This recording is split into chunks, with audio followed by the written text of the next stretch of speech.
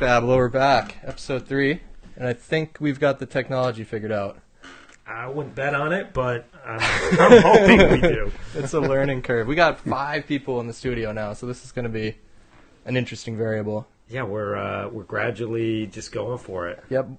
Next couple more episode- guests every time. Yeah, exactly. 7 guests on the next episode. Until we get arrested for having an underground speakeasy or something. So, what do we got here tonight, Bablo? Yeah, tonight with us, 3 guys, friends of mine, friends of each other. So it's kind of a layup. We'll see, though. It's going to be interesting. Tonight we got Trent Sanders, co-founder and co-creator of 36 Creative out of Salem, New Hampshire. We got Derek Wakeen, owner of Wakeen Design Company. We'll call him CEO, too, I guess. Scribbler. Yeah. Is that spelled like Joaquin Wow. Phoenix? No, it's spelled a little bit differently. Okay. Actually, completely differently. Got it. Okay. And then we got Markus Sebastiano, amazing, talented visual artist who's exhibited all across the country. I suppose owner of Markus Sebastiano. Inc. Yeah. Inc. Inc. Yes, sorry. Perfect. Perfect. LLC. Very official. So thank you guys for coming out here tonight, and we're super stoked to have you on Thank the you show. guys, Love man. being Yeah. here. Yeah, Thank no you. problem. Great. Glad This to looks have awesome. you This here. Cheers, looks cheers. professional, man. Look at this place. Yeah, you know, 5 every week, mics. a little more improvement Yeah. every week. It's not bad for us. Yeah. Yeah, it's good. You treated us really nicely. Wow. Yeah, the Walking green us room in here. treatment here is just top notch. Yeah, free pizza and Allagash White. You even got Chardonnay. Chardonnay over Yep. there, yeah. too. Dude, Chardonnay and on my Yingling. Chardonnay. That's classy, dude. That is Is cool. that Love a twist Chardonnay. cap, Mark? Yeah, I'm gonna fill my cup up for you, Sanders. Well, I mean, I'm drinking a PBR, so it's done. the champagne of beers. Right? Yeah, that's true. I want to jump right in. We were talking, Marcus, about you, exhibiting all across the country, and you've sold work to a lot of famous people. And I figured we might as well just start right out With the But name drops. Yeah, well, I mean, why not? But I mean, last year you sold a piece to Lil Jon. Sure. Derek, you went Okay. right. Yep. You went on the trip. I mean, how the hell did that all transpire? And Well, it's funny because we were just talking about that. It's like the number one question always. Is like, how did that happen? You know. But he was in Boston at a nightclub, Cuban nightclub called Marielle, and he was in there DJing with one of his buddies, and I had some work in there, and he was with the owner, and he's like, man, I'm building this tequila bar in my house out in Atlanta. He's like, I want this, but like Mexican style. So the owner, I get this text at 1 a.m. from the owner of, this Chris Jamison is his name. He's like, hey man, are you available right now? And I'm like, no, I'm going to sleep. He's like, all right, I got something to talk to you about. I'm like, whatever. Next morning, he's like, hey, do you mind if I give Little John your phone number? And I'm like, Little John? Like, yeah, all right, dude. Which Little So John? before you know it, I'm on this text with him and Little John, and he's just like, yeah. He's like, what's up? And I'm like, what's up? And so you were actually texting him, like, yeah, I'm just like randomly. texting, like no big deal, and I'm like, Yeah. I'm with my girlfriend at the time, and I'm just like, I gotta go over in the corner here. I'm just texting Little John, like I Gotta gotta stay focused. LJ we call him, and so then Little I ended- Jonathan. yeah, Little Jonathan. His name is actually Jonathan Smith.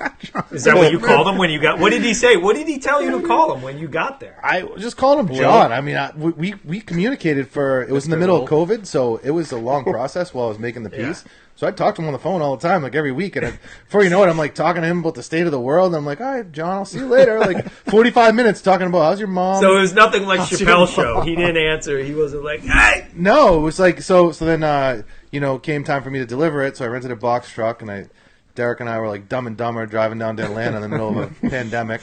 So yeah, we got down there and we had the bet on what's he going to be wearing, like flip flops and socks, or Well, we kept going back and forth. Like he's a little bit older now. He's done his thing, and everyone knows who he is. So you have this expectation of who he's going to be when you meet him. And it was like this back and forth betting he was awesome, situation. dude. Like just sick house and Show up to the door in Crocs or what? He came out in flip flops and socks Nice. and Socks. a white tee, and then he had his regular bifocals on like Trent. Yeah.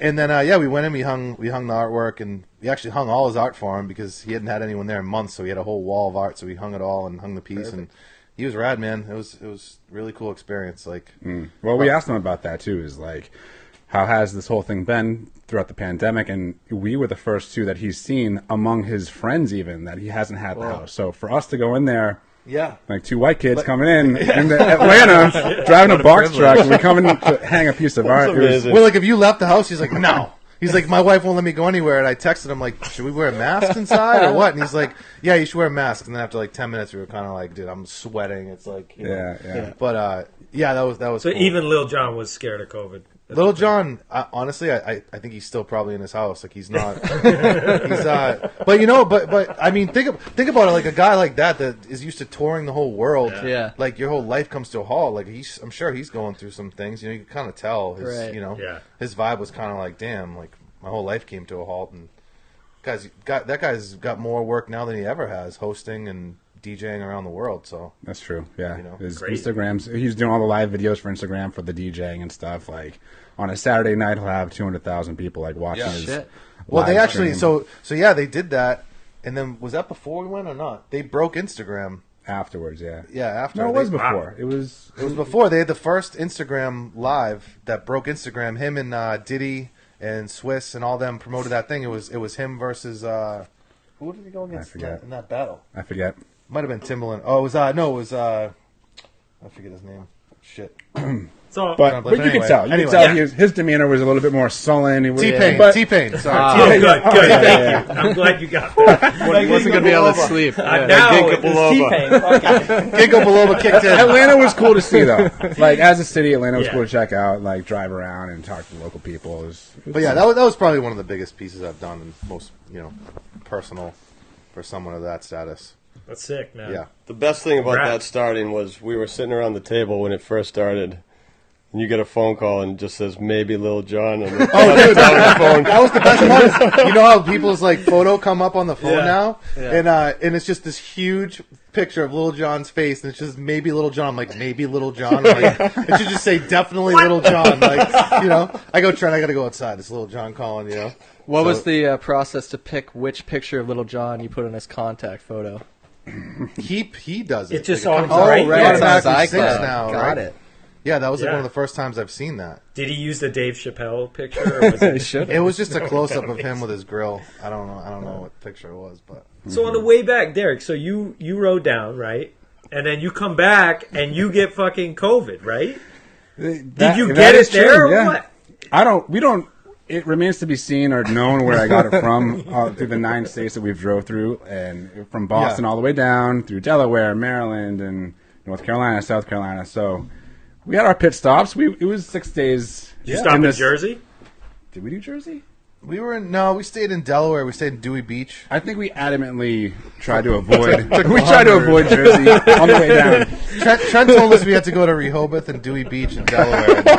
That's where we got into some trouble, but Dewey Beach was great. They were the only place, probably where I got it from, that was like you could belly up to a bar.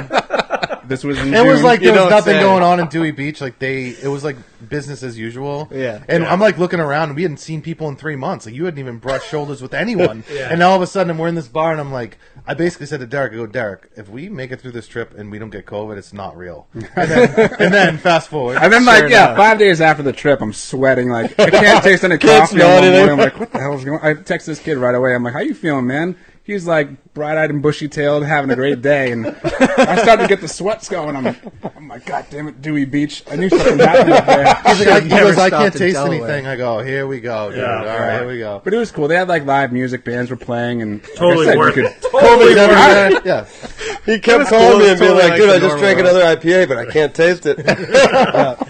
I Smashed. So I what just made the happened? most Did of you were you asymptomatic or you started feeling symptoms, right? It was those symptoms of I couldn't taste the coffee in the morning, and then a couple hours later, I just started to kind of sweat, got the fever feeling.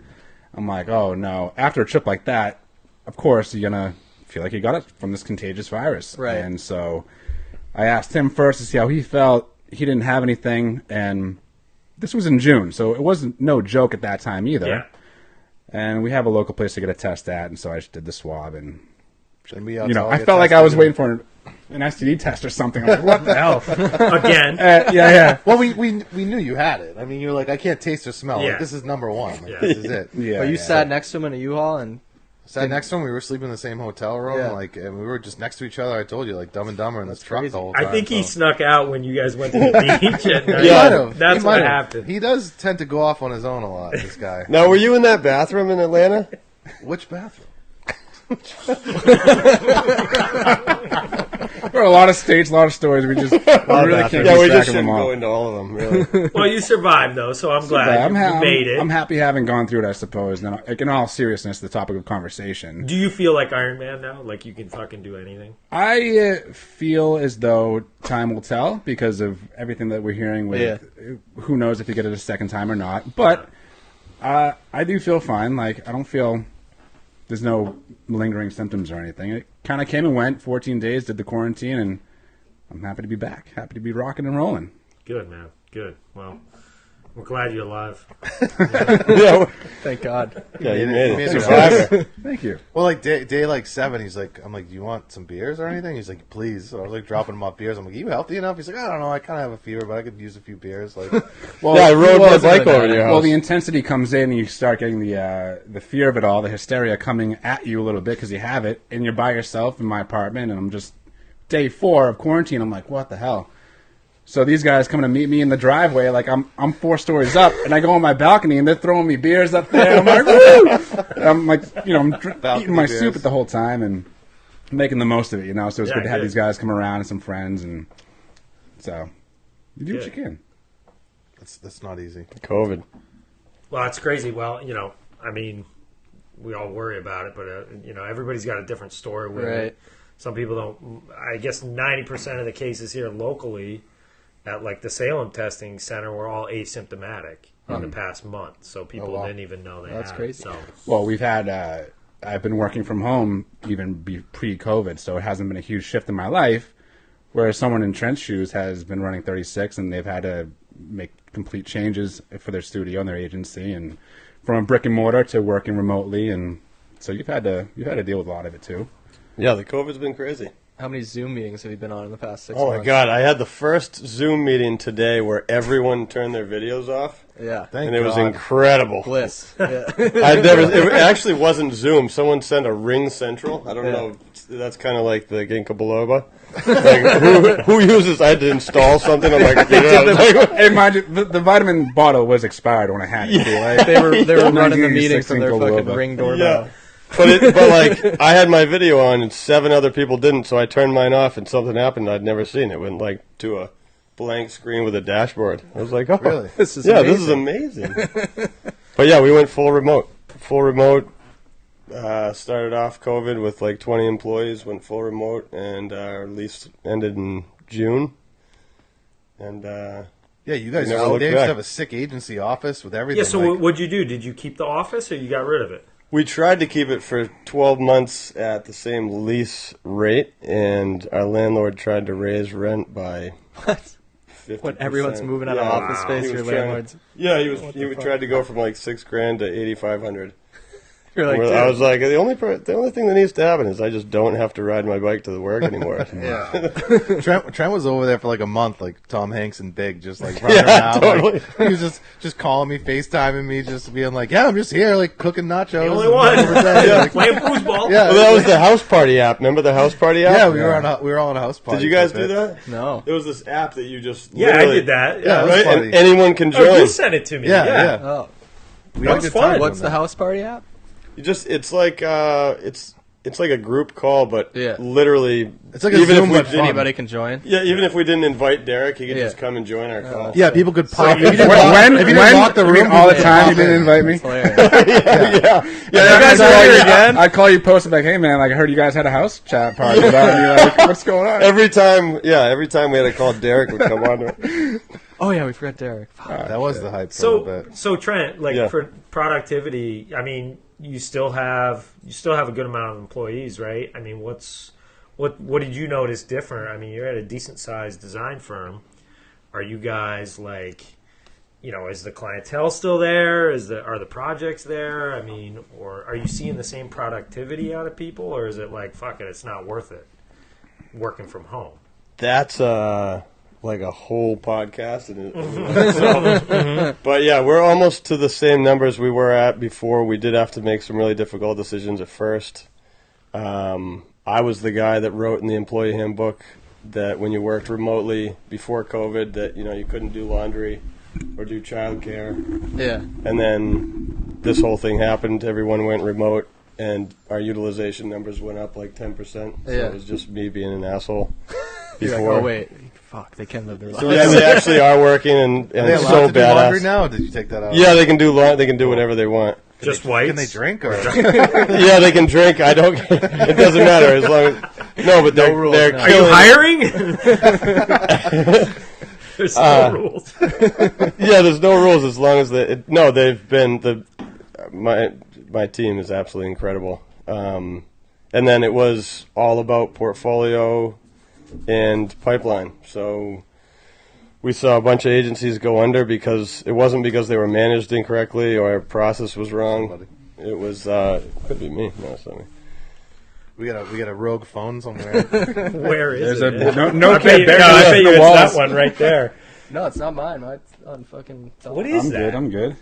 Do you guys have a little Alright, button so when we're good. Anyway, is that the button? no, it just Trent's been talking too long. Why? Let's do the rogue button. The rogue phone. no idea what that was. Yeah, at the start of it for agencies, I think it was pipeline and Do you have any more And keywords? your- Optics. what's Should we use that? that? Optics. What's your... Any Any more growth keywords? revenue? Yeah. Well, it was just who you were looking at and who you had in your portfolio. So it was some clients had amazing clients in their portfolio, but not a lot in the pipeline, and so you Got would. it, I think. Yeah. We just had a very good mix. So we had good clients that stayed, and we had things in the pipeline that were ready to close that weren't affected by COVID. Right. Nice. So we were okay. But That's some good. agencies like Hype Agency in Salem, all experiential, got really the hard. in-person stuff. Oof. What's Do a the lot of- commercial the stuff, like in-person advertising? stuff got cut Oh like my crazy, God! Yeah, she would call me and be like, "Dude, they just canceled South by Southwest. That's Right. Yeah. half of our Yeah, every revenue. week's another friggin' revenue. hit. Yeah. Screwed. Do you do a lot of digital stuff? We do a ton of interactive, Yeah. and then like digital management. Yeah, it's a good media. spot to be in right now. Yeah, yeah. The e-commerce. Oh, I mean, we had numbers at one point at like 40 times return on ad spend in some of our e-commerce. it's going Just off because right people now. were sitting there just shopping. Yeah. Black Friday was up 55% on e-com. But the craziest part was that the Monday before was 20% more for two of our clients. Shit. So it's like it's just spread out, it's Yeah. out of control. It's like the stock market we were talking about. Yeah. Yeah. Yeah. So the three of you bought an RV. What was it? About a year or two ago now. And last Last October. October. Last October October. 18th, baby. Yeah, Yeah. yeah. So you guys, the three of you bought this RV. I mean, and it's a good size RV. It's an what is it? 24 foot? 90. What Yeah, year? Is it? 23. 87. It's an 87, right? 87, Yep. Chevy Pathfinder, 23 footer. 23 Yep. footer. So this is a good Stage- size RV. Stagecoach. Yeah. And you've gutted it. I was in it a couple weeks ago, and I mean, I didn't get to go on the romantic date up to the Kankamangas or whatever with you, but I mean, it's Here's really my brother nicely for the record. done. I mean, what? How the hell did that come about? And I think what's that the was game just, plan with it? that was like We were just round talk- table we were just talking conversations, about it. drinking over beers, and just I think Well, no, it was how fine. funny, Yeah. how funny it would be to have one, and then how much they actually could maybe cost in the area. Well, we got, because of the chill program, Yeah. we got invited to the Burton house. We The realized fall party. the fall part, quote unquote influencer party, we realized we were the least influencer people going. So we had to decide whether or not we would go in a Mazda, because we were going to go in your car, or something else. We were like, oh man, we should start looking at RVs. That would be cool to. Well, because when we got to the party, there were some vendors who were set up to they were selling a few things, whether it was food or just some small Drugs. clothing stuff. Clout.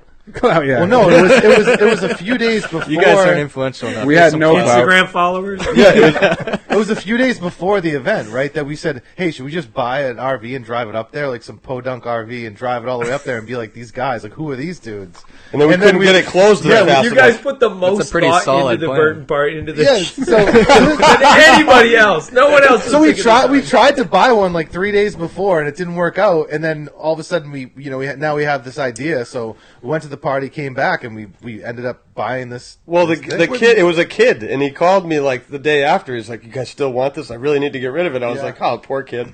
And we talked about it. $3,500. You can't. Can't beat that deal. That just to have it as an office space, just to sit in for $3,500 for the year between Totally. three guys, like why the hell not? And Yeah. then And it didn't smell bad. That was my number one priority. Yeah. They always smell. Once they get past a certain It age, didn't they smell that bad, right? Always fucking smell. I mean, it ran It was really, old. it ran really well, and he had just put like $6,000 and redid all the brakes. Oh, damn. So we knew that it was in pretty decent shape.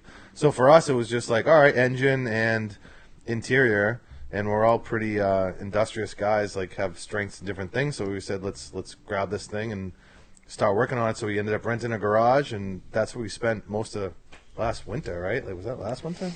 Yeah, we learned a couple things. I'll just be really quick with this. But when you buy an RV that's older, you look at the ceiling and the walls, Yeah. and if there are little buckles, that doesn't mean that like the wallpaper slid down a little bit. It, Yeah. it means the entire wall is soaking wet.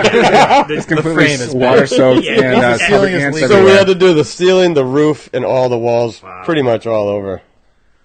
But it's yeah. it's good to have a guy like Trent on the team because he's extremely OCD, and he's going to just dig in there and kind of just like, yeah. I saw the subway tile Make it backsplash. That was these Subway guys. tiles. We were trying to bridge that line of keeping it classic to what it was, where it came from, Yeah. and then somewhat modernize it so it's livable. You can enjoy like doing a rendezvous up at one of the best questions is Trent and I we bust Derek's balls a little bit about some of the questions he asks sometimes. But when we're buying the RV, he's like, we're asking the kid like, yeah, what does it have for hookups? And Derek's like, so is there anything? Is it washer and dryer maybe? Or we're like, Derek, did you just ask him if there's a washer? I think I asked that question. you Does it definitely have Is there a washer and 100%. dryer? Tell me Have you you been in never an asked RV that before? question. Trent, 100%. did I ask you if did. there's a washer and dryer in the RV? Orthopedic mattress? Like, I know we're trying to have a humorous podcast here, but we don't think it's hilarious. Washer and dryer, I'm telling you. It did. Says the guy who was working on it the least of this RV already. Yeah. Oh, jeez. It all comes out. I'm sorry. I'll wash the clothes if that's what it So takes. what did you guys name it? Well, Old Sass Malena, of course. Where does And you Old got a whole Sass branding Malena package come from? behind this too, right? Yeah, You Derek get- branded the shit out of this thing. Yeah, well, so Well, you guys yeah. you guys kind of saw it come together with the DVD. That was So we get it right, and on the outside there's a faded old graphic, an old vinyl graphic, and it was the Sasquatch research group, and we're like, no way, with the Sasquatch like guy in the middle, and it's faded. And I'm like, oh, this is hilarious. So I started calling it like Ol Sass. I'm like, oh, we got to go to Ol Sass, and then we turn on the DVD player in there, this TV, and there's this Italian softcore like coming of age porn, and the name of it was Marlena. So we were like, oh man, Marlena, this is kind of hilarious. So it kind of just organically became Ol Sass Malena, and Derek took it from there with the graphic and the whole branding scheme, which is she was pretty cool. she was a beautiful Spanish woman, right? And we all love She was love Italian. It was Italian. She was Italian. Same By beautiful, Fine line. we're all 14 still. She just had a really nice side boob at one point. I mean, she was beautiful. She was gorgeous. So we had to turn her into a pinup, Marlene. and had it somewhat branded out a little bit. Get some stickers going, maybe some side decals, just to Maybe have a that thing song. driving down the road and be a little recognizable. Maybe a quick song. There's definitely a song Yeah, about some that. sea shanty songs. to Yeah, sing we that thing. The second day of COVID was that when we had a bonfire in my front yard for no reason. Like learning to tie knots. Learning to tie knots, yeah. That's what you do while you're singing shanty songs. And then we for sure. wrote a shanty song. I got a question about- for you guys. So when you guys first heard about COVID coming and all this stuff, like, what did you guys immediately think? Were you just like, oh, we got to hunker down, couple of weeks, like, what is this thing? And not too big of a deal, or were you? like, were you prepared, or were you just, you know? I traveled around the country like mad, you know. Basically was away or getting on a different airplane every weekend. And, it just stopped all of a sudden. My last trip home from Colorado, shit was starting to get weird. People were starting to wear masks. You could tell, like, shit was about to go down. Yeah. But no one really knew. Like, I was talking to friends who were, like, headed over to Europe or headed on the next trip. And, yeah, then all of a sudden, you know, Tom Hanks gets fucking COVID and the world shuts down, you know? That was like the biggest moment. I did too. That was the first thing that came on. It was right? Tom Hanks in the NBA. That was the first ad campaign about COVID. Once Tom Hanks got it, the world fucking... Yep. Don't fuck with Tom. I mean, I was in Colorado, so I was, you know, again, I was supposed you to were be out there, there, and too. they more or less kicked me out. And I thought when it was all happening so fast, I'm like, there's no way. I'm like, they're not going to shut down the whole country. They can't get rid of school. Because I remember as a kid, after like 5 snow days, they were like, that's it, no You gotta more. come We back. used them all up. Yeah, like, no matter you gotta what, go to yeah. fucking school. So It was I'm like like, the dream when they you were a can't kid, give you right? school off for like 2 months. There's Yeah. no way they would do that, Yeah. you know? So that was like the first thing to go through my head. But, you know, I just didn't think it was going to happen. And Yeah.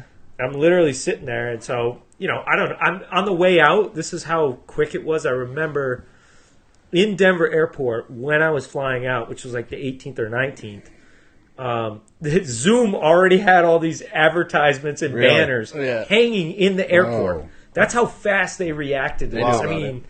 I mean, the stock was like through the roof, and they were just like, but yeah, it happened so fast, and I didn't really think it was going to go on for any period of time. But Whatever happened to Cisco? I remember that being the first, like, ads for, like, visual, like, conferencing. Wasn't Cisco For one of the first WebEx and companies? that stuff. Yeah. Yeah, that was, like, one of the first ads I remember seeing there. Like, you could talk to a business Like colleague. before, way back. Yeah, Yeah. like video. Yeah. That was, like, the first ad I remember seeing. Yeah, for, like, WebEx. business conferencing. Yeah. Well, that's the crazy shit, dude. At my office, I was the one that had to start the video conferences because, like, everybody else had no idea what the fuck to do. So COVID hits, and you're just like, oh, man, dude. Like, what are people going to do? But people learn technology freaking quick. yeah, Yeah, I was always uncomfortable on video calls. Now it's like I'm uncomfortable because Yeah. I'm tired of them, but I'm not. Right. I'll just go in. But why do we always have to still be on video is my issue. Like, why do we still... I don't even, want like, to see quick call. Like, why do I have to look at you? somebody the other days. They were like, "Oh, let's get on a quick." It was just with 2 other friends, and they're like, "Yeah, let's do a Zoom call." And I'm like, "Let's not." Yeah. Because I don't want to. I don't want. You don't have to see me. Like Yeah. you don't want to fucking. First see of all, me I have no anyway. pants Like, on, so that's going to be uncomfortable. Just open up Facebook and we get a picture of me while we Yeah, talk. Yeah, I'll send you Little John's pic on my phone. But yeah, I don't get that either. I'm like, what am I doing that's so interesting sitting at this? Well, it's like I'm desk not when on my FaceTiming phone? you, and you're like, hey, you want to chat about something? Like, you're not FaceTiming me. I don't need to see. I know, like, that's what I'm saying. If Like, you showered or not. yeah. We should start doing that randomly, though. I'm going to start FaceTiming you guys. Do it. Hey, how you doing, Water in the Derek? background? Do you guys wave at the end of a video call? I do a Oh, little. yeah, Yeah, right. that's little, the like, fucking worst, sorry. dude. You're like, whoa, why did I just Peace wave signs, at the fucking computer? Sorry, guys. I'm not even hip to the way. I just At home leave. by yourself, just waving at a screen, like Yeah, the it's behavior fucking these weird, days has dude. been very weird, very weird. But it's a supplement. It's a supplement for that human interaction. I think that's why. Yeah, it'd Like probably that go at fucking first, crazy I was if you like, were everyone has to do their video, no matter what, just to like keep that. I thought we were That's- going to lose everything. It's true. I worked remote before this all happened, and yeah, it got weird just like talking to people on the phone all the time. You know, like Yeah. working from home for 3 weeks and really not seeing anybody else is Yeah, that's true. wild. Yeah. Yeah, but I Totally. think it's even funnier when you get on a Zoom call and then the screens are blacked out. Like Yeah. you were talking about, Trent. Like everyone turns their video off. Yeah, what are we doing at this point? So then I'm like, yeah, Can why? someone turn theirs on just so we have a Why are we on a video call? You know, or even if one, I'm like, look, if everyone doesn't want to be on the video call, then why even do the video call at all? Doesn't Does make any anyone sense. want to be in the video? I don't know. I guess some people do, but I'm so like pessimistic that I have no reason. I don't give a shit about seeing anybody's like real face. That would be a good We also survey just to take, recently though. got If you internet really where wanna you be could on take a video call. Yeah, well, that's I'm okay true. with it. Yeah, you I like don't. I like when I'm. You have to present work sometimes to Yeah. clients that can't come to your shop or whatever it is. It's that So personal I'm all touch right of with seeing it. your fucking mug, but yeah. We do have phone one. calls are tough too sometimes. Yeah. Because you can't tell their reactions and how they're behaving. That's true. Yeah, like the Right. facial. Oh my god. Yeah. Sometimes.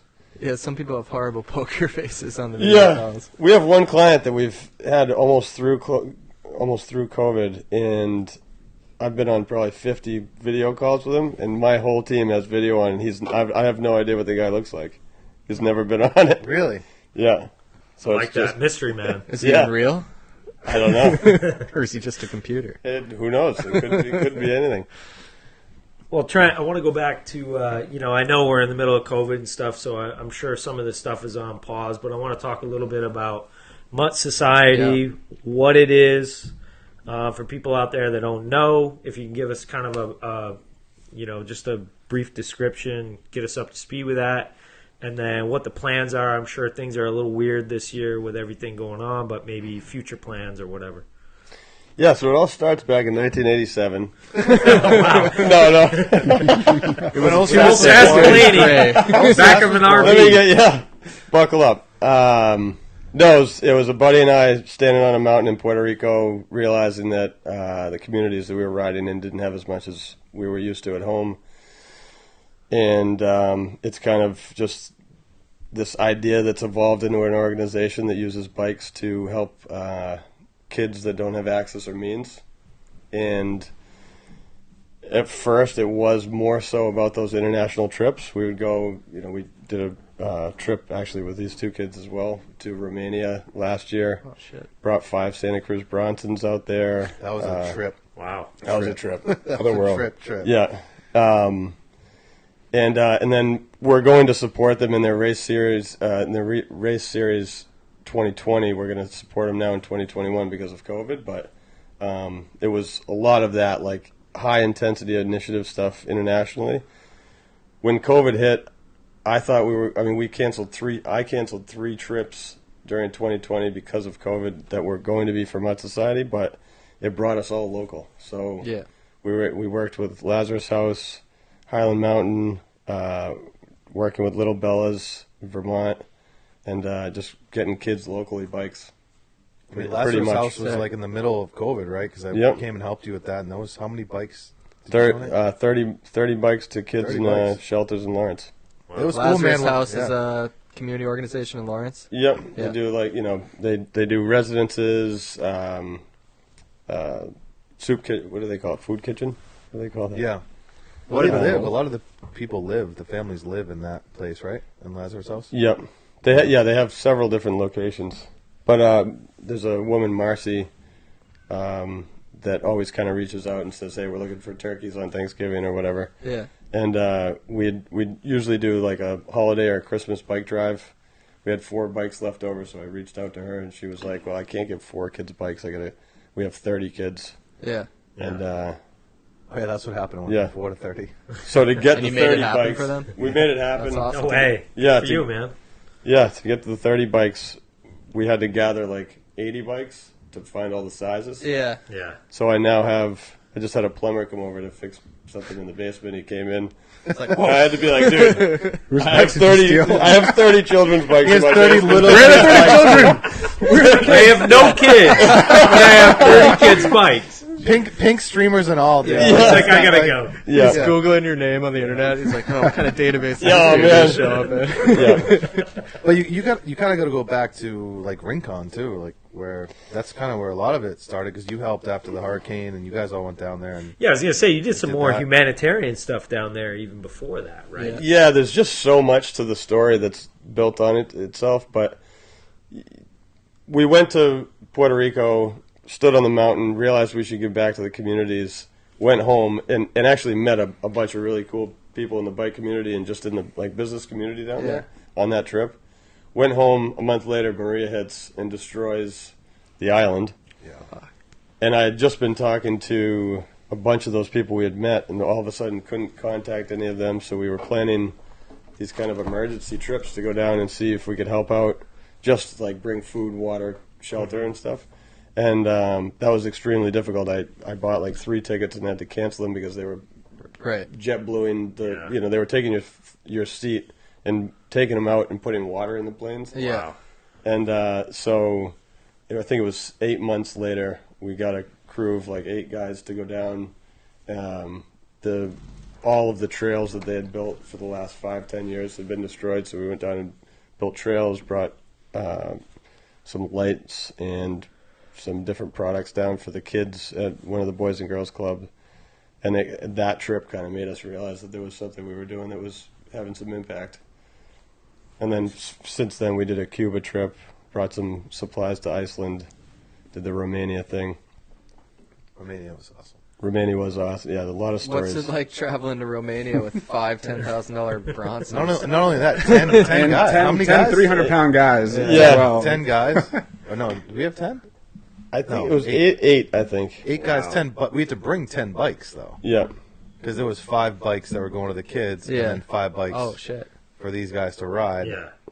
So and it was like Marcus and I and our other photographer, John McCarthy. Shout out to John McCarthy Photography. That's your one. You get 3, but go 3 on. shout-outs? oh man, One each. Oh, one each, man. Okay. We already plugged the design company, so keep going. See ya. Yeah, and we weren't big mountain bikers on that trip. Like, we've done it before, but not to that degree. Yeah. And we've hit some gnarly terrain in Romania for the first time in our lives. And our group of riders isn't really about pushing people to do things that they shouldn't be doing. But there's a certain point where you don't push, but you don't push back either. Right. And there were a couple times on that trip where in the morning it was like, so you guys, we're going to do this. And you're welcome to come if you want. It's not easy, but I'm sure you'll survive. And they'd always be like, "Yeah, absolutely, no problem." And then we'd be going down these trails. dude, they're like, I'll see you at the bottom. Yeah. Well, no, it was like, holy, I got to stop and wait and like. I mean, I've ridden downhill like twice in my whole life, and they're like, 8 in the morning. I'm seeing all these guys pack up. I'm like, yeah, all right, I'm gonna go. I got my helmet, my new fresh helmet, my shin guards or whatever, and we get to this place, dude. We're in like a slick black forest in the middle of Romania, like the sickest thing I've ever been a part of. And then these guys just start shooting, and I'm like, oh, we have to follow behind them, And it's like I fell at going like 40. I have a scar on this right side. I got the worst bruise out of my entire life. I still have it. You hematoma? Oh, I'm pretty sure that was like the second day. Derek had some hilarious. I mean, Derek, I think, was kind of the standout of the crew. They were all like, Derek, if we could curate your energy right here, you might be better than all of us. Yeah, slow down, buddy, is right. It comes from that snowboarding world a little bit of just bombing hills and going after it. And I think a trip like that, when you're invited to a foreign country, you get this, like, a bit of an anxiety, like, shit, I can't say no because it's all my friends that are going to go and push for it. I've never done that before, so it's kind of a life thing that you just have to know to say yes, even though it's a hard thing to say yes to. Sure. All the reasons in the world to say no to be honest, but so glad that we did. And so for them to invite us out and make the most of it, meeting his other friends that we haven't met before who've been pushing mountain biking for the kids, we wanted to put our best foot forward and like hit those mountains hard and like make the most of it as well and bomb and just as a team, and have that group effort. So having done that, I was going hard down those mountains, man, and cruising through they were like, we'd hit these trails, doing the switchbacks, left and right berms, just like going crazy. And anytime, because there were 8 or 10 of us, we'd be sprawled out within like 30 feet, one after another. And sometimes you see one of your buddies like in the thicket, already turned over, did a backflip, someone already got hurt. You speed right by him, and then 30 feet later, someone else is already off the trail, and they're rolling down the hill. There's dust flying up, and you just try to make it down, and you're a little unscathed, but everyone gets cut up. And I mean, Murphy got a huge gash in the back of his Never Achilles complained heel. a second about it. That was incredible. I mean, I think overall, I think the lining of the trip was like, man, we're going to these remote. We got 2 vans and drove across the whole entire country of Romania to this old coal mining town, Lupeni, where it's just like, dude, you feel like you're part of the Cold War. Like these buildings have branches and trees growing out of the side of these concrete buildings, and the people are still living there. And we're like, well, how do these people live here? They're on government assistance. But I mean, you feel like you went back in time, and you're so far off the grid. And I often think back about that, right? Like I'm like, right now, like Lupeni still exists. Like those people are there, like off the grid, living in this Cold War society. It's a crazy looking place. Were they like, what the hell are you guys doing here? You from America? Like who comes? Well, people what are you guys, tourists? Trent had found a connection to one of the guys there. So you had a handler, right? Yeah, we had a pretty good handler. Well, it was handler. We'll call him a handler. I didn't mean to go. Yeah, well, he was definitely a handler. Literally, yeah. No, we drove into. I did have a connection in Lupin. We went. It's always good to have a connection in Lupin. We did go not knowing very much about that situation, and there were things that aligned very, very well, and there were things that you couldn't have known until you were there that potentially could have been better. But ultimately, it was an extremely adventurous, unique situation. When we drove into Le Pen, we drove in at like dusk. Yeah. And I've been to a bunch of places in the world that aren't exactly like highbrow. Right. Yeah. And I've never felt a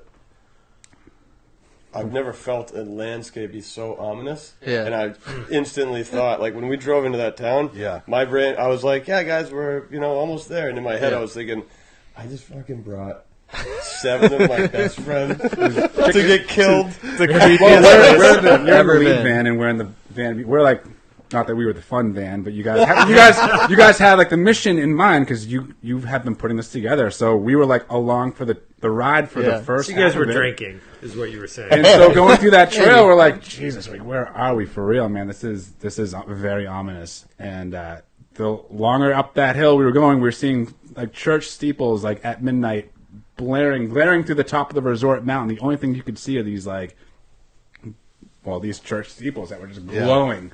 Kind of like just wicked eerie, and there's chickens crossing the road at night. Things were just getting really, again, very. What was the biggest thing that you guys saw, like culture shock or whatever? Like even if it was minor, like the toilet was weird or whatever. Was there something that stood out that you guys were like, oh shit, I didn't know they did this? I mean, they had a bear in captivity. That was hard to see. They had a big sad bear caged in. Like what, in the middle of town? No, in the middle of like a old ski lodge. Like they just had this bear. What's the bear's name? Baloo. Yeah. They do. They literally had a big fence, and they had this huge bear that was the form of a zoo, just one bear. But to counter that, we have bear. Yeah, they just and it was privately owned, so there were a lot of even internationally people were trying to get this bear released. They still haven't. But Romania also has the largest bear sanctuary in the world. Huh. I don't know what it's called. I think the biggest culture shock was the devastation of the city, like the structures, the buildings, how decrepit they actually were, especially in Lupin. And it just was coming off of communism a little bit in the 90s, and some of the locals were talking about that, how it actually made everyone in this like fearful state of mind. So even when people were trying to rebuild after the 90s for their own small businesses, the small businesses became very like tight-fisted, and they wanted to compete against each other, not as a community, but to like boost their own ego that they can rebuild their own business, and I don't need help from anyone else. So it's kind of a very like leave me alone attitude a little bit. But when you got to know them as a person, they were the Romanian people and the culture were great. It's just that how they were rebuilding was really tough off of communism. Yep. Well, I mean, at one point, right? Like this was like advertised as all throughout Europe as like this place to be. So they were going all through Europe, advertising like, "Hey, you're gonna come live the best life," and they were. They had the best salaries. All the coal miners that were getting pulled from all over the world were coming there. Like they had status. So all of a sudden, like after a while, when all these companies start pulling out, what happens? These people and these families are left there for dead, basically. Like, hey, sorry, like all this stuff went on here, and now there's no industry in zero. I mean, kind of like, similar to how the cities around here are, like from Lawrence and Lynn and Lowell, and it's kind of the old Rust Belt still. You know, if you go even all the way out to like Cleveland, through upstate New York, and I mean, it's still people are like, oh, the Northeast was fine, but it's like you still go back through like the Albany's, the Binghamtons, and the Rochesters, and out to Springfield and Youngstown, Ohio. Yeah, it's like all the way out through there. Yeah, it's funny. What's up with Youngstown? Yeah, what do you know? Sorry. That's very funny. That's funny. What's Youngstown? I gotta go, I didn't even guys. make notes on Youngstown. You got something going on in Youngstown? No, we just did an ad for a client that was based in Youngstown. All right, that's your one shout out. Who's the client? Yeah, all right, that's it. Well told design, unbelievable client. actually. Awesome. There you go. That's his second. That's one that's more, one. Trent. That's one, isn't that one? One more. No, we plugged the. I got 36 earlier. So. Oh yeah, here's my third. Perfect. What's it going to be? Think wisely. But The Romania production's coming out in Oh, nice. in a little bit, a month or two. No, Sick. sweet. Yeah. Where can What's the people- name of it? Do we know? I don't know what the name of it is, but I'm sure there's some amazingly funny names that we could come up with. Where can Penny's people Lady. We haven't find gone that? into Bucharest yet, so oh God, no, Bucharest. We gotta save that for the next real. Yeah, that might be extra. Where's the last Yeah. place you guys have traveled internationally? Over to Munich and nice. Austria. Yeah, How was Munich? Munich's a cool town. Lots of beer drinking going down there. Yeah. Never been there. Yeah, cool art scene there as well. It's like interesting. No skyscrapers or anything really. Like old school, like Bavarian style city still. Like really modern like amenities, but the history is still there. That's the rad part about going over there. Like you think around here in Massachusetts things are old, and then you head over to Europe and you're like, Oh yeah. Right. they got a few right. hundred years on us. Oh yeah. Yeah. Greece, you go a few thousand. Okay. Thousands, multiple thousands. It's crazy. Yeah, no, I was in. I think I was in Puerto Rico in January, but Pro it's move. not exactly. I missed you by a week. I missed It's you by a not week. international. Oh, yeah, that's right. Well, But no, I was in. counts. I was in right now in Spain these times. actually about a little over a year ago that I was over there, and I spent a couple weeks. But I went to Spain, Andorra, France, and back down into Barcelona again. So What'd you think of Barcelona? Skate City. I love Barcelona, man. Yeah. I mean, it was the second time I'd been there. And I sound like a real brat for saying that, but Oh. I've always liked. I like Barcelona because it's a contemporary city, but it also has a lot of the old school. Like they still have Roman architecture and stuff. They yeah. have the old. I like the old town in Barcelona. They get the real narrow streets and stuff, but. It's definitely changed. It was kind of weird this time because we went up the coast. I forget the name of it. It's like Gold Coast or whatever the hell it is. But while we were there, like the Don't French get were that. protesting and so you'd roll up on like a traffic circle and there would be like, they'd be hanging out and when they protest, they wear like safety yellow vests. And they're like there, and I'm like, what are these workers all doing there? They have like signs and they're cooking out on a grill, literally in a rotary. And you're like, what the hell? And they're like, beep, and I'm like in my little shitty whatever, and I'm like, beep, Four beep. speed. But then you get down into like other parts and you roll up on the rotary and they're there with like AKs standing there and you're like, what the hell's going on here? Yeah. That's the they're craziest like- thing. Like you hear about like no guns over in Europe, and then you roll to the Yeah, and airport then in Germany. we get they're down to like, Spain and it's like they're literally at each intersection and they roll out with like a SWAT team van and they all have AKs and you're like, holy shit, I'm American. Like, should I just go to the embassy? I don't know enough Spanish or the cops Catalan. certainly have the big guns over in Europe. That's for sure. So yeah, it was we had a blast on that trip, and we're planning to go back. Then all this stuff hit, but yeah, I don't know. It was definitely it makes you think when you're in the middle of this, just how much you miss. Not only is it like, oh, we can't even, you're Yeah. not supposed to go to another state. We're talking about across the even go. country. We're Can't talking even about go to across Europe the without ocean. a visa. Yeah. Yeah. There's that graphic that came out like in April, like where Americans could travel without a visa. It was like Mexico and one other place, I'm in. maybe Colombia. Colombia, Bogota. Yeah, it's So good to know that sad. we're all going through it at the same time, though. Yeah. I mean, A lot of people are going down to Mexico right now. Yeah, That's tons the of people spot. I've seen Tulum going down is there. like the spot. wintertime. Yep. I don't know. My Spanish isn't good enough. Yeah, I It's mean, just my I Spanish. love me some Mexico. You've been doing it. You still doing it? Spanish. I still study a little bit. Yeah, Still doing the Spanish? I started studying when I Te amo, when I was friend. asking grade? some guy and Yeah, like give us some Spanish. Some No, español, no. por favor. it was like 2000. I went to Puerto Vallarta and I went to ask some guy like where the beach was, and he started to like climb into my Jeep. And I was like, what's going on? Nope. And I guess Hey, I said, come to the beach with us. Hey, do we know how to say salt the rim in Rincon I whenever we go to I still can't say it. Escucha? What is it? I can't. We struggle with this. You're gonna We're in kill like it. Rincon, and we're always like, how do you say I want salt on the rim, and every time we would just be struggling, and they just wouldn't get it. They all speak English. They're like, yeah. Actually, salt no, that on was the in rim. El Salvador. I was going to say, Rincon is the most American. That was El part. Salvador. El Salvador. Yeah. El Salvador, is a little different. They're like, it's called Salt the Rim. Yeah. Yeah, that'll work just fine, sir. We heard everything you just said.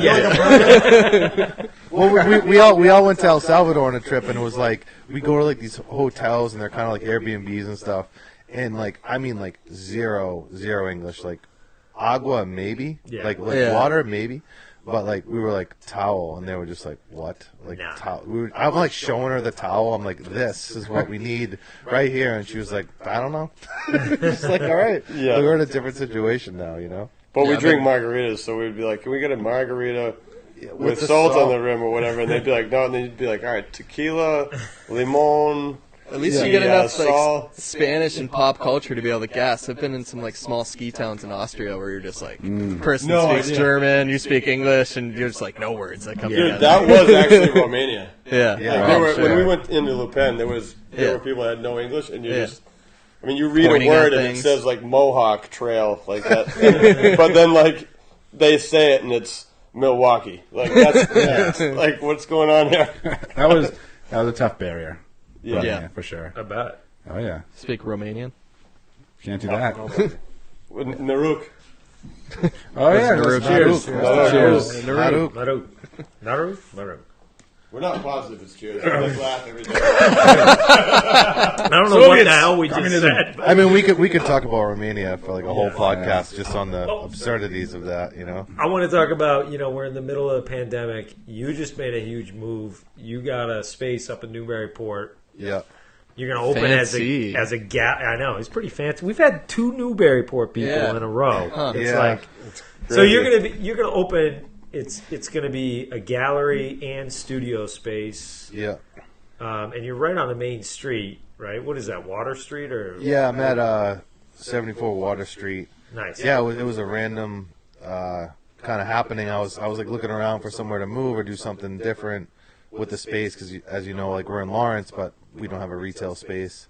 So I've kept the Lawrence location, the block house, and then I was just looking for something, street side, somewhere different.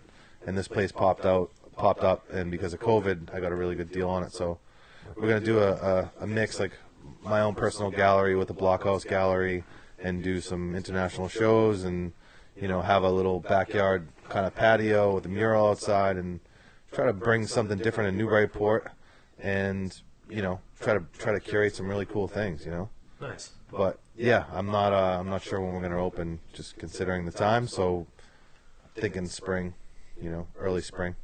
And you're going to have other shows for like other artists as well as your own work. Yeah, right? yeah. I mean, just like we were doing a blockhouse before, we were curating stuff at the W and the Hotel in Boston and bringing together artists from kind of all over the world, doing group shows. We've been in all of us have been in group shows together. So I'm going to do a lot more of that. I mean, I like to focus on community and bringing different style artists together and doing something unique. I think that goes a long way, and I think people can appreciate it. So, Absolutely. Well, it's a beautiful space, man. I'm excited. yeah, I'm pumped. It's The foot traffic will come back in full steam at one point. It was Yeah, there this downtown. summer, man. Yeah. I went to Plum Island a bunch, and Newburyport didn't really take too much of a hit this summer, I don't think. yeah, it's different. It's definitely different than where I've been. It's Yeah. like, I've been in Lawrence, so it's different to be in Newburyport. It's Lawrence in a mill building. different yeah. community. I'm like, everyone's so nice. I'm like, why is everybody so happy and nice? Like, I have Pump to that get used to oxygen this. in there, and all the small businesses, they're just pumping that It's oxygen called in. money. Yeah, I know. I'm like, is this what happens when you get a little more well off? You're just, but it's cool. Everyone there is awesome. Like, everyone that I've met is great, and I'm looking forward to that. Nice, man. Something good will come out of this pandemic for me. So, and it's still going to be Blockhouse Gallery? I'm or? gonna do a block house. I'm trying to figure out how I'm gonna do the wording on the signage. Yeah. Maybe do like a small Markus Sebastiano signature, and keep somewhat of the space designated to a couple of my pieces. Just to always have those there. But I mean, I love putting on other artists, and I love being a part of that community. And Trent and I have talked a few times about he went to Cuba and brought back all this amazing artwork, and you know, you get it.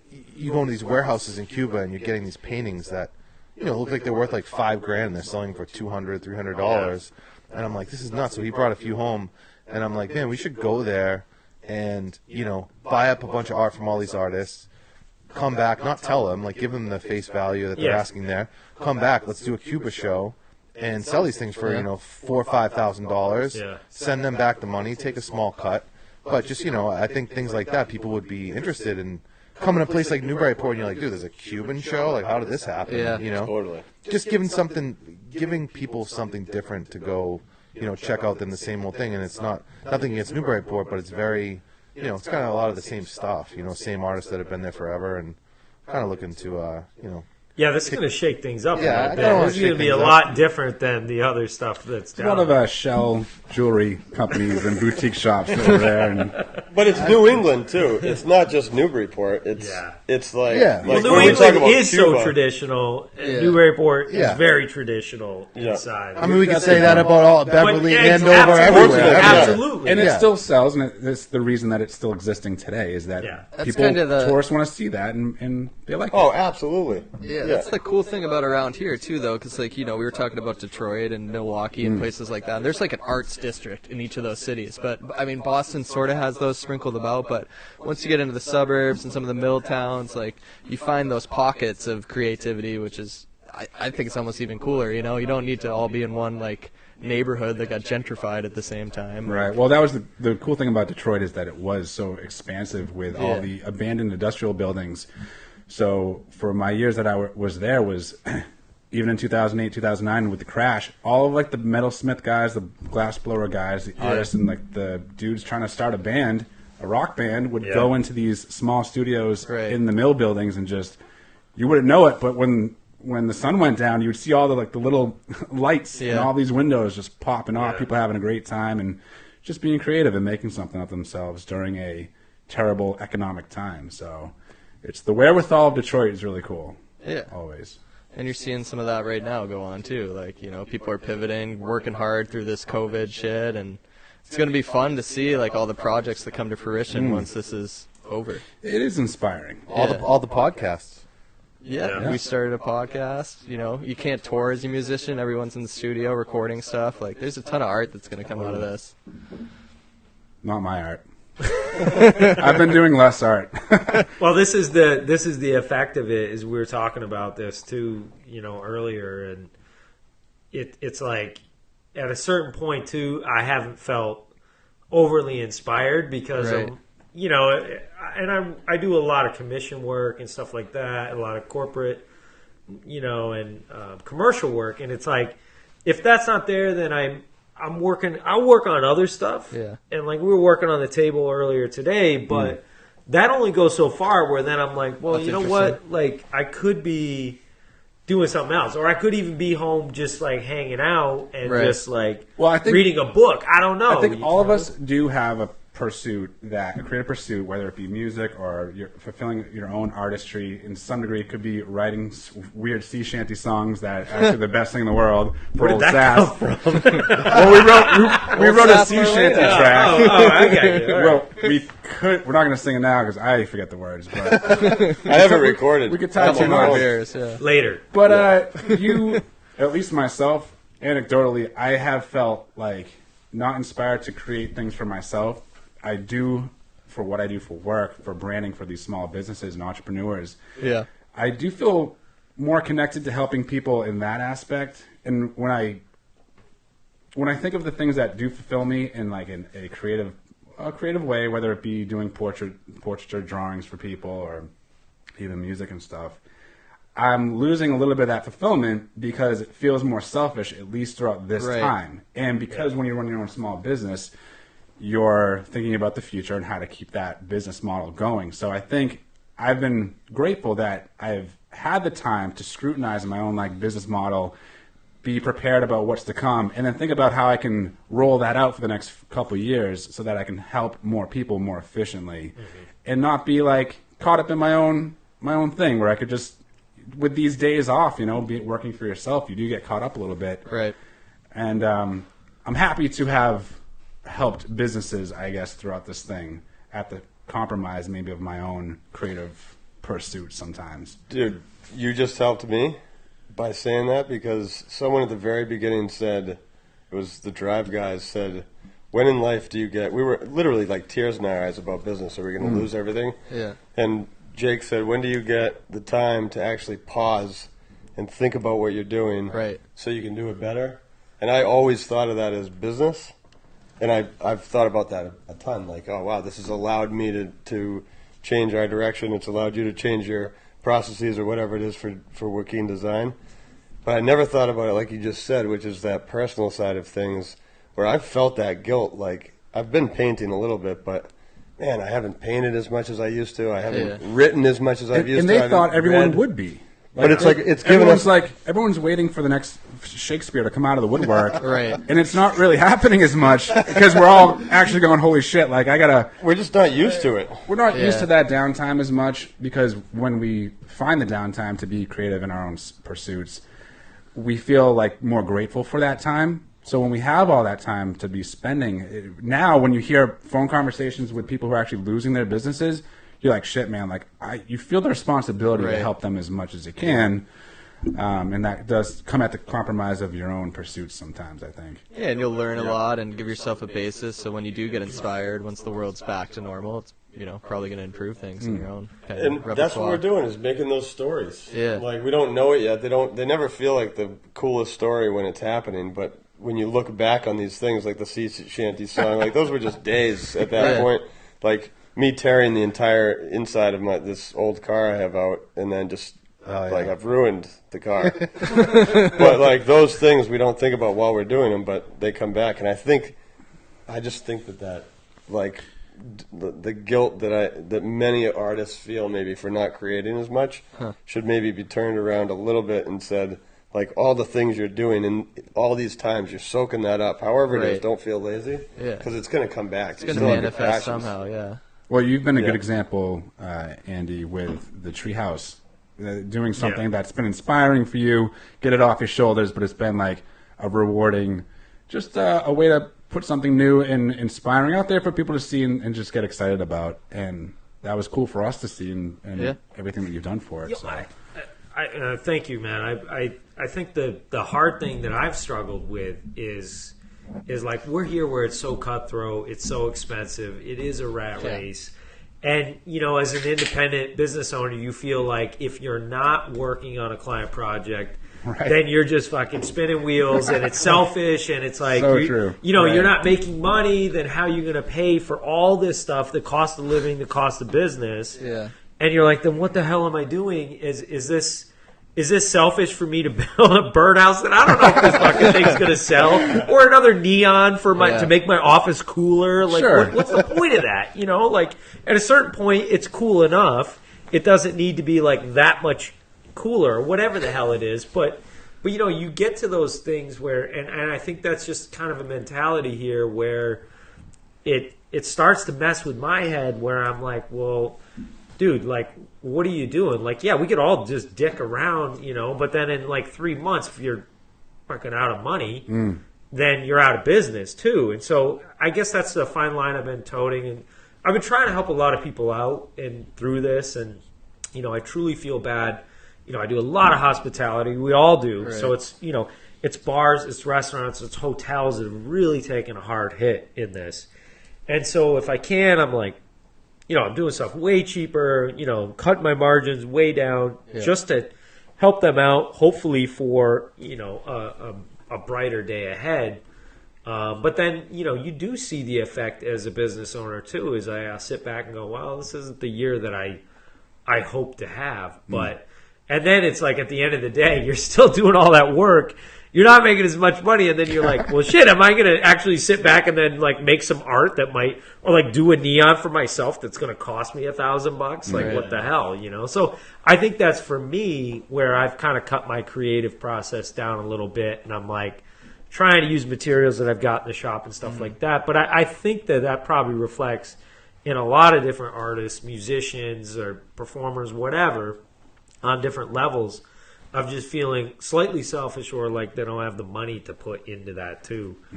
And I don't know, maybe that's not true. I'm sure there's a lot of people that have gotten way more creative through this whole thing, but a lot of new small businesses being started up right now. It's absolutely insane. That creative spark for people who maybe aren't in that industry as much or ever in their lives are now feeling that opportunity. Like, wow, this is what it feels like to work from home for the first time. Like, someone who's been a finance guy is now like looking at his life, going, "Shit, man! Like 30 more years in finance in the downtown government center, or continue doing this."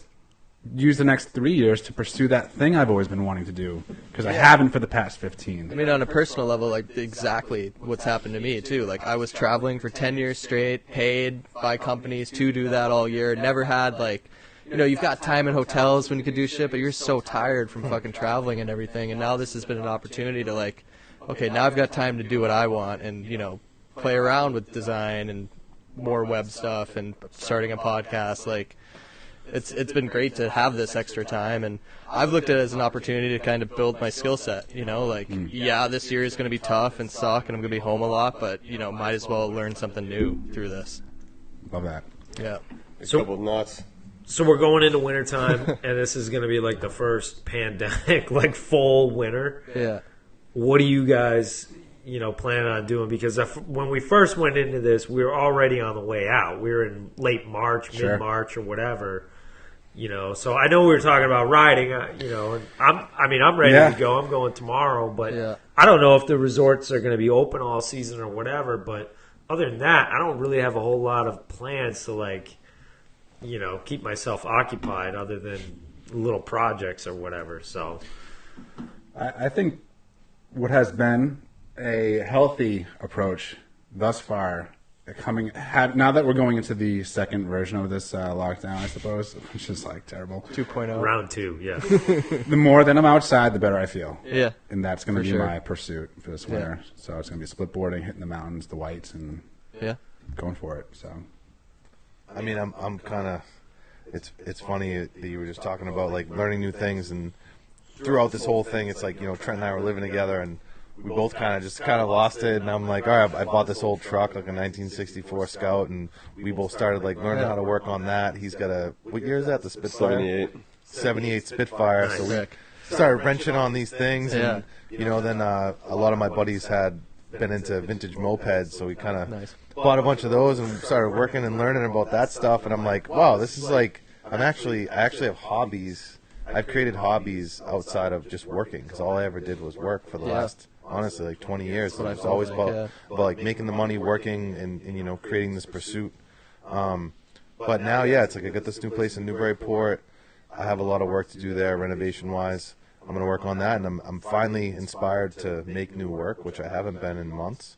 So I actually found like some new inspiration for that, and I'm going to probably start surfing through the winter. I mean, I've surfed my whole life, and the best surfing in New England is in the winter. I know, I did it like years ago, and then I kind of like ripped my wetsuit, and I was like, I don't really like surfing in the winter. That's an awesome excuse. I ripped my winter suit, and I was like, I kind of need to get a new one. And then for every year, I'm telling you, for the last 6 years, I've been like, I got to get a winter suit, and then that's my excuse to not go. So I'm gonna get a winter suit. I'm gonna try to surf through the winter, and hopefully ride with you guys 2-3 times. Hell yeah. Couple Plum Island.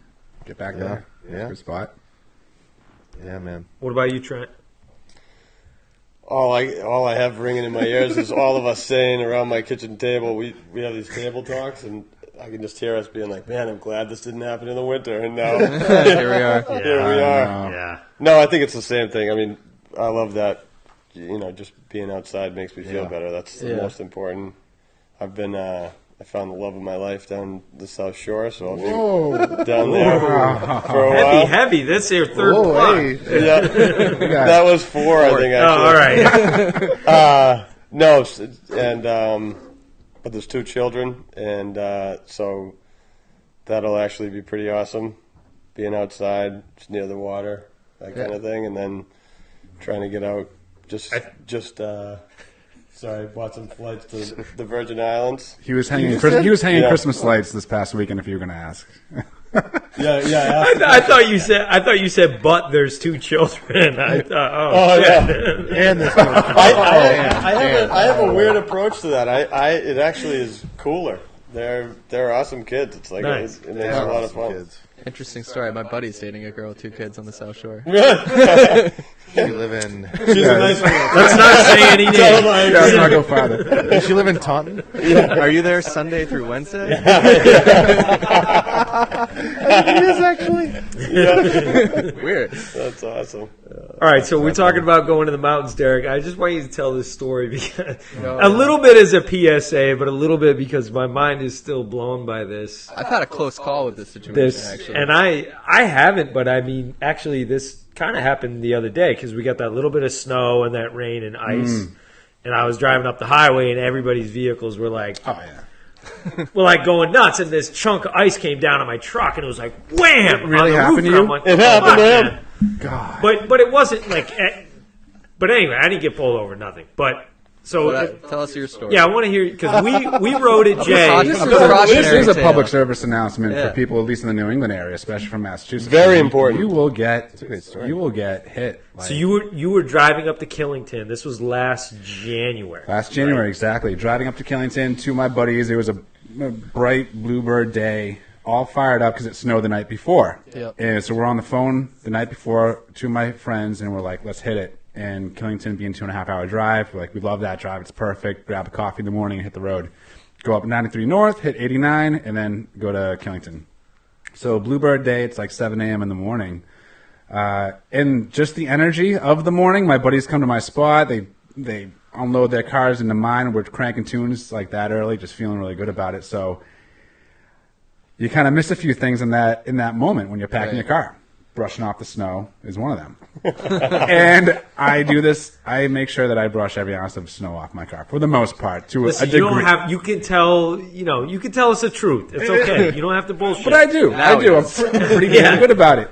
And I never heard about this law. It's called Jessica's Law. And a decade ago, I think that it was. There was a tractor-trailer truck in Massachusetts. If I'm getting this right, I'm probably butchering the story. But there was a huge sheet of ice on the tractor-trailer truck. It flipped the ice over. It landed on this girl's car. She was driving behind him. Killed her, supposedly instantly. And they made a law called Jessica's Law to prevent that from happening to other people. So I get it. Totally makes sense. Didn't know about that law. Started to drive up to Killington. We're hitting the road. We're on 93 North in New Hampshire. And I get pulled over by a statey. It's a bluebird day. I'm going 55. Have no idea why. I get pulled over. Comes to my window and tells me about the whole Jessica's Law thing. He was a nice guy. He was fine. But I'm like, dude, so I look over on my roof. It's only 2 to 3 inches on that roof of snow. And it was powdery snow from the night before. Yeah. So I'm feeling like the whole cop thing, like, come on, man. Like, you're going to make me do this? And he didn't give me a ticket, but he made me clean off the roof of the car, which was fine. I understood that. And he comes back not with a ticket or a fine. He gives me a hearing notice saying, you got to, for 2 to 3 inches on the roof of the car, people, listen to that. And this is like a RAV4, it's an SUV. It's a compact SUV. SUV, okay. All right. And Do you no know harm, how no to say foul. Hyundai? Excuse me? Do you know how to say Hyundai? Hyundai. Could never really get that right. It's a Top of the teeth. What are the eight? Tip of the tongue. Yeah. Miata. So, fine. I cleaned the roof off. That was great. He was happy about that. I wasn't happy about it. I was freezing cold. He was happy about that. He comes back with a hearing notice. 2 months later, I had to go in front of a go to judge court. and tell my story and go to court for it. So it didn't ruin my day, but we had a great time for that week and go up to Killington. 2 months later, the pandemic hits. I can't go to court. Fast forward like 6 months later now, and I finally have to do a phone call over the phone with the judge. So you went to phone court. So I It went to wasn't phone even court. virtual like Zoom court. You went to phone court. Yeah. He went to Fort. They wouldn't even FaceTime me. Guy wouldn't even look me in the eye. Yeah. No Zoom. No Zoom. So Maybe that's why this was so brutal. I pled guilty, probably like I shouldn't have. The other option You was didn't get a phone lawyer? It was no contest. They don't have an app for that? I just wanted it to be over with. I'm like, all right, fine, dude. I'll pay the $100. I'm sure it's fine. So guy tells me, all right, you pled guilty, which I shouldn't have. Don't plead guilty. Be no contest.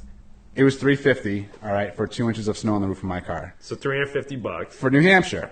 And I'm like, all right. So you thought it was done, right? So I asked the judge, I go, Your Honor, am I done here? Your Highness. Yeah, Your Highness. He's like, nah, man, you're good. You're good to go. Fine. So A week later, I check the mail. Massachusetts gives me a letter saying that you pled guilty about this thing that happened in New Hampshire for the snow on the roof of your car. We're going to suspend your license for 60 days automatic now. And a $500 reinstatement fee at the end of this, on top of the $350 from New Hampshire. That's wild. Because of you had a state offense in New Hampshire, because of the new laws with the states talking to each other, because of the motorcycle, the 7 motorcyclists that were Which killed. is terrible, and I totally get that. I get that as well. So both laws make sense. It's very political. I like this, though. I happen to have been in the middle of Giving it. them the benefit of the doubt on this it's one. great. This is when you wanted to grow up in the 80s. Well, honestly, man, They drive you home if you're hammered. Oh, well, yeah. look, You know, like, if those How far is your house? those 7 guys did that right in another state, and they moved to a different state like a Massachusetts, and they basically have they get to start over clean and can still drive like an asshole, and no one would know about it. So I do get that a little bit. I just kind of got the ringer. Well, I mean, yeah, you got the total, the kid and caboodle. So I got COVID, and then I get so I'm quarantined for 14 days, and then I get So you get a $350 fine first from New Hampshire on phone court, and then you get a $500 fine from Mass. More phone court? Did they even give you phone? They're just like, no phone court, You don't just a even letter. deserve phone. 60 days, you're done. And you lost your license for 60 days on Yes. top of that. Plus the COVID. yeah. Wait, and then a $500 fine to Kids in the reinstate house my for 3 license. months. So anyway, it's been COVID, it's been that, it's been the 60 days, it's been the reinstate. It's just been like, So, and what the hell? you didn't drive at all, right, during those 60 days? No. No. You can be honest. We were dropping them off beers. I think we did a couple. You threw a pistol through the window? Yeah. So that 2 inches of snow on your roof cost you $850 and a 60-day suspension. Yeah. And look, it's like a couple points on my license. It's the whole thing. Yeah. So all the excitement, long story short, for people riding up north, like, clean your damn roof. I remember that story the other night when I cleaned off my roof. I was like, yeah, you know what? Make sure this surprisingly, is through all this, Derek still remains one of my most positive good friends. You know, he'll I always. don't know how he does it. He's just like, yeah, you know, I don't know, just gonna try. You can't really look at it like that. You gotta kind of stay positive about the whole thing. And I'm like, damn, this guy. I think that was part of his parole. They're like, you need to go and talk this whole thing up now. And I just got my 2 hours in, like, I'm going to clock so this in. everyone, just remember when driving up north to clean off your roof. Yeah, he's sponsored. For more information, nhpsa.org. For more information. Well, I've gone the other way with like negativity throughout this pandemic and feeling the lowest of the lows, and that just doesn't help to dwell and to go reverse mentally. And we've seen how devastating it can be the opposite. So having great friends like you guys, 100%, like that, like contacting my buddies and my boys every day has been like a huge sense of laughter and relief. Yeah. Comic relief has been huge for everybody, and That's our goal with this thing. Just connect with as many people as possible. And I mean, it's funny. Like at the beginning, I was like, oh, you know, I'm fine on my own. Like I don't really, you know, I don't need to see people because it was constantly always with people or having meetings in person and all these things and running around the world. and break my. And then this thing comes to like this hard stop, and I'm like, damn, dude, like I miss human interaction. Like I actually really love people, and I kind of need that energy, that back and forth to keep inspired and to feel alive. If not, I kind of feel disconnected and dead in a way when I'm not having these conversations and having the back and forth. And it's like, you know, I really started to appreciate my friendships and my relationships in business and life, you know. So it's been it's been an awakening in a way. Absolutely. Mark was a fruit washer at first. Fruit washer. you were feeling this. You were feeling. I'm going to Google that right now. Fruit washer. It was when you went to the grocery store and right. you came back and washed all your fruit. Dude, I sneezed in the I grocery. thought that This meant was like- something else. I didn't know what the hell that was. That's awesome. Fruit washer, dude. That's I love that we were doing that back in April. There was like no COVID cases around. Now there's like, you know, probably 16 people at the grocery store that have it. And you're just like, whatever, rip off your mask. Like, I think I watched too many of those outbreak movies when I was younger, like Ebola, and when this first happened, like I was like hunkered down. I was like, "What is going to happen? Everyone's going to die." Like, I just what remember is it? looking at fucking the internet every 10 minutes. Dude, you know what's been? We are at the age that we are. How old is everybody here? We're 35 to 40, 30s to 40s. right? And I feel so bad for the younger. Relax. 30s and 40s. We just covered 20 years and that feels great. I like that. 30 who's what? Early Early 30s or 40s. We've like lived enough of a small life, right? So we have some great memories. I'll die right now, dude. I'm fine. Dude, I think of. Is that what you're saying? Like you'll go out right now? I'm thinking of the younger kids, man. How They're tiny lives. No, if you're in your 20s and you're growing up in this pandemic, man, like that sucks so much more. At least they have Lived Tinder. a smaller life. COVID dating is not easy. Tinder. Yeah, COVID Tiny dating's life. not easy. Or no, Hinge. Well, we have lived a little bit more than someone in their 20s. So I was talking to my coworker who's 24 about like what dating like this is through, and he's like, "Yeah, the chick comes over, she takes my temperature." I was like, "What the fuck?" He's like, yeah, I borrowed my dad's point and shoot. Get out of here. point and shoot. Imagine that. What a weird fucking world, dude. Wow. Yeah. I will tell you that dating, the COVID dating that like instantly had you do a virtual date. Like, wow, this person's terrible. You just hang up and never have to talk to them Did you again. do that? You were I never doing did that? any of Oh, yeah. that. No virtual It's like dating. phone court. Yeah, it is. It is like phone court. It's a 1-minute At least decision. that bad. Same end to the date too. Your Honor, am I done? All right, let's say that word. Did that trigger you? Oh, yeah. That's great. Oh, on that note. All right, well, what's next for the Sass Malena? Yeah. You guys Yeah. bring? What, gonna try to find any more influencer parties or?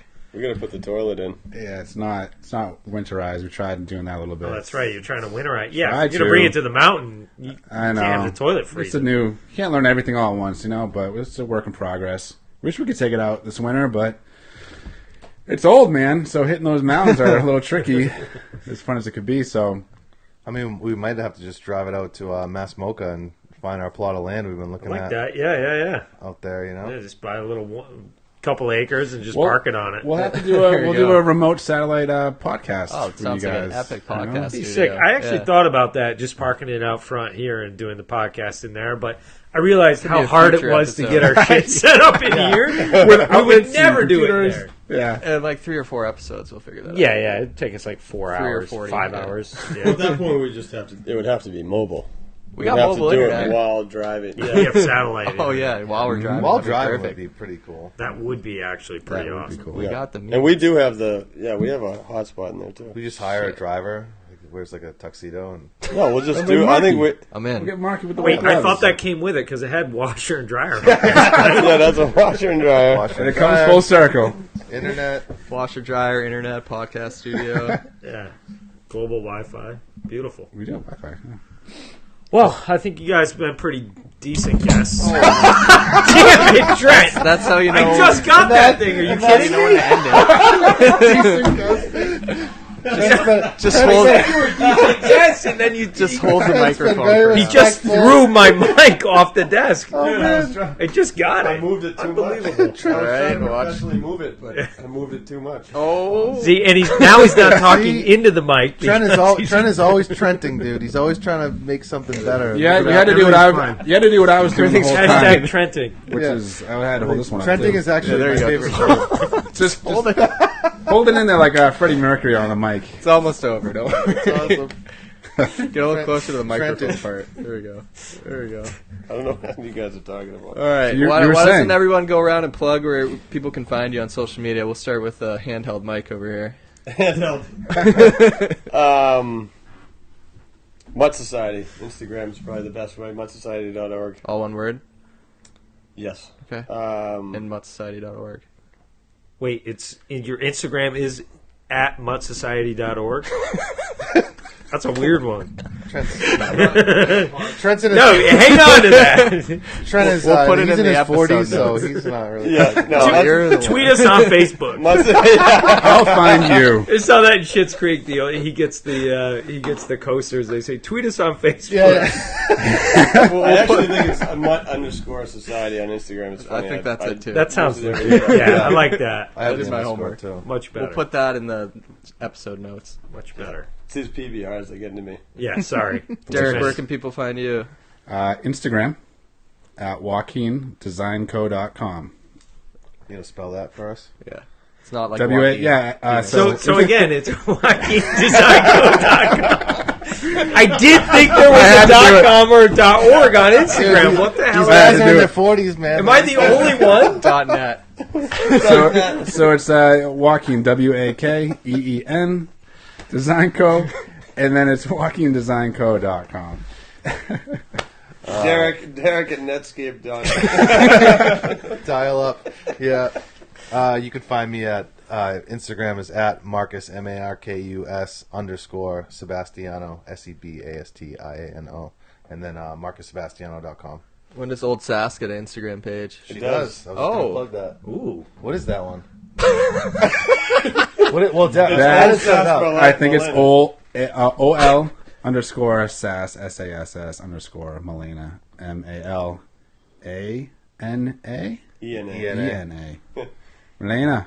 At earthlink.net.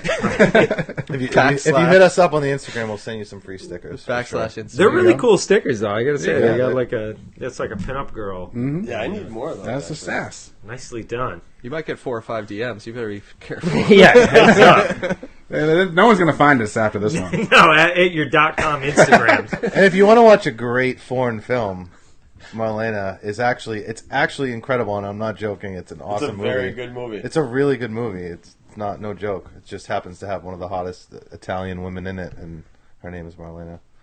That's good to know. Find that at a local DVD store near you. You can get it right on Amazon, dude. Or right on Ol Sass. Right on Prime. It's the only one in there. Yeah, it doesn't. It's broke in the DVD player in Ol Sass. So if you ever want to come watch it, just hit perfect. us up and you can come watch It's it. on rerun. Can't Yeah, wait. that's it. It's the only thing that goes in.